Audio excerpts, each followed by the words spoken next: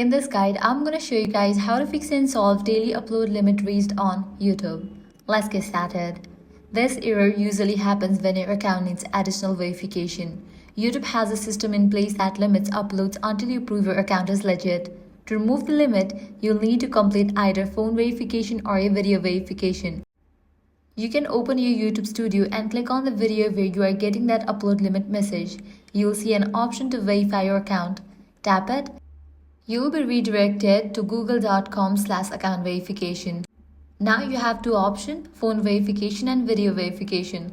For the phone verification, select your country, enter your phone number, choose whether you want to get a verification code by text message or call. Once you receive the 6-digit code, type it in. Done. Your account is verified instantly. If you use video verification, you'll need to follow the prompts and record yourself as requested. This process usually takes up to 24 hours for approval. Once your verification is complete, go back and reattempt your upload. The error should be gone and you will be able to upload videos again without hitting the daily limit. And that's it. This way you can easily solve your issue. If this guide helped you out, do not forget to like, share and subscribe. Thanks for watching.